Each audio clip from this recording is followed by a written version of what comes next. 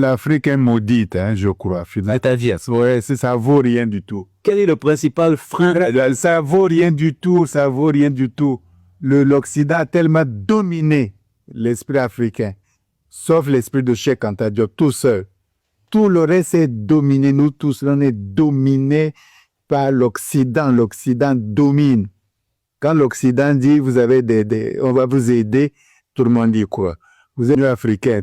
L'Union africaine est financée par l'Union européenne. Donc, je vous paie l'argent, je vous paie les fonctionnaires. Qu'est-ce que vous avez à faire? Taisez-vous.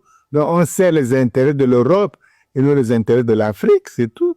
Les Africains ne le comprennent même pas, ils n'analysent pas, que ce soit les journalistes, les intellectuels, c'est des rêveurs, ils ne voient pas de quoi il s'agit.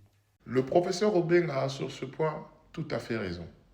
Même si je pense que généraliser ne serait pas peut-être la meilleure manière de pouvoir analyser cette situation-là. Je pense qu'il parlait plutôt des Africains, et pas forcément de l'Afrique, mais plutôt des Africains. Et je pense aussi qu'il parlait de la majorité d'Africains, dans ce contexte bien précis. Mais il a raison.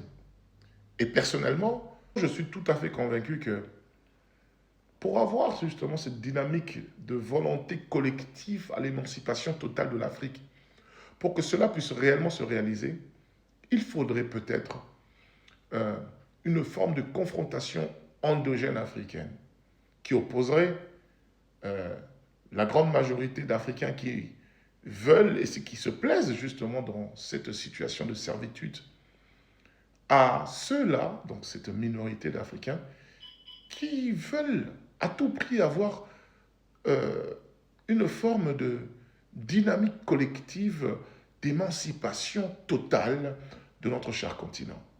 Du coup, pour une personne comme moi, les mots du professeur ne peuvent pas réellement me choquer. Ce qui me choque en revanche, c'est quand par exemple j'allume mon TikTok pour suivre un petit peu les débats qui se déroulent au sein de la communauté noire dans le monde entier et que je dois apercevoir une forme d'unité collective dans un live où il y a peut-être 1000 personnes, 2000 personnes qui discutent avec conviction et qui remettent en question cette dynamique que nous avons actuellement au niveau des États du Sahel. Je suis conscient que cela blesse aussi le doyen, car le doyen n'est plus très jeune. Le doyen partira bientôt, fera bientôt sa transition. Il a du mal à comprendre qu'en 2026, il y a les Africains qui peuvent remettre en question cette dynamique d'émancipation d'une minorité d'Africains.